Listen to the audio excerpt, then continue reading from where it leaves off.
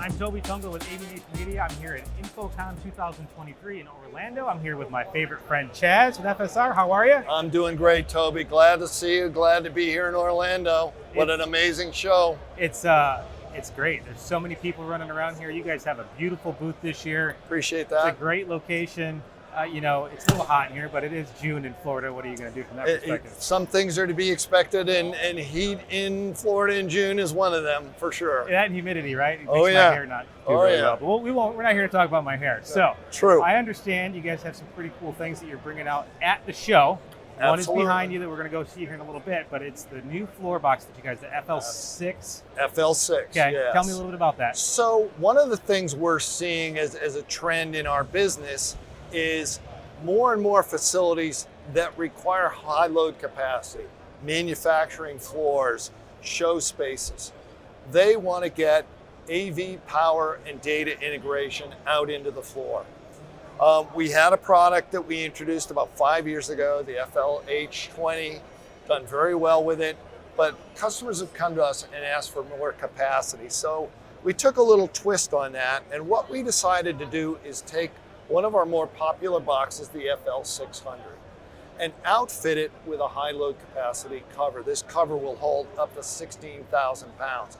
Nice part about it is this cover and rim can be fitted on any one of our FL600 boxes. So it's going to come in a depth of 4 inches, 6 inches, 8 inches, and then for exhibition facilities like the one we're in here, we're making a new box that's actually 24 inches deep. It'll take a 100 amp 5-pin connector. So these big service needs, like a show space like this, will have a box that does that. In addition, we integrated our FL600 into it, so you can do high voltage and line voltage or low voltage in the same box. That's really, if you think about all the original boxes that we all were familiar with 10, 15, 20 years ago, it was, I need one outlet, maybe an RJ45, and now the needs have changed so much. A couple of XLRs. Yeah, the now it's flexibility. data, and we call it data, but we all know it's AV going over that same copper cable. So yeah, the needs in the field have really changed quite a bit. You guys are typically leading the way for a lot of that as well, and really pushing that envelope to make sure that you're listening to the integrators, listening to the clients out there that actually are running into the problems and solving them for them to make it so much smoother. As you look around for a lot of the technologies even out here today, they want more room, more connector space, and I want to have 15,000 different ways to put it in there and applications for room, and this thing is fantastic for that. Absolutely, and we hear a lot about smart buildings and that trend. We're just going to have more connection points. There's going to be more smart devices hooked on more networks, so we need lots of capacity and connectivity out in the field. I love that. So shifting gears from the floor to the ceiling, I understand it's a pretty cool product you guys have over there as well. So we were the first manufacturer to make a ceiling box specifically for the AV industry. We came out with it about 13 years ago. But you made a really good point about how we listen to our customers, and our customers came to us and had quite a list of additions and changes to the box. So the first thing we did was we changed the way the boxes are mounted to the ceiling.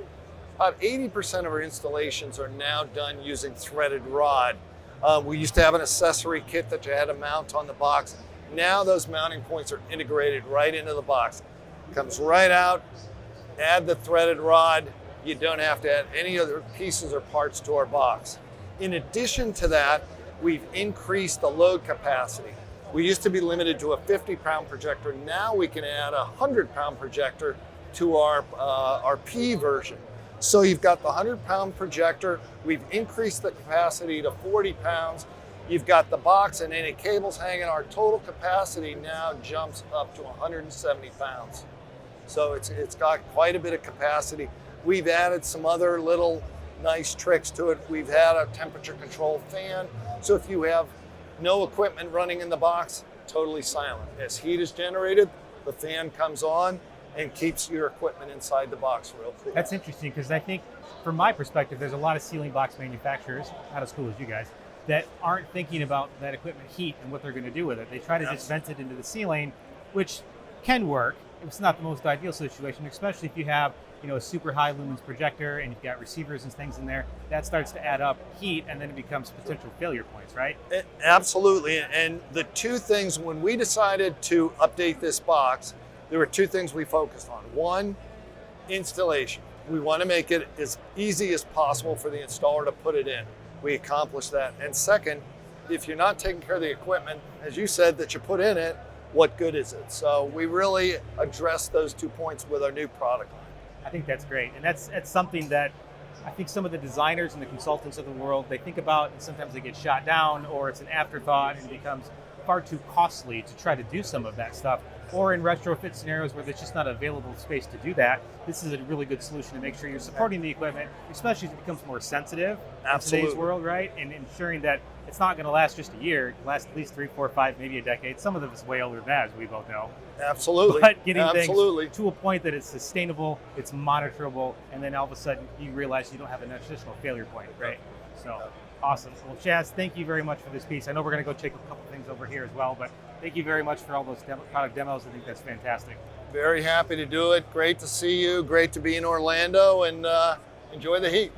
You enjoy the heat too. Right. I'm Toby Tunkel for AVNation. If you want to hear more about what we're doing on the show floor, head over to avnation.tv.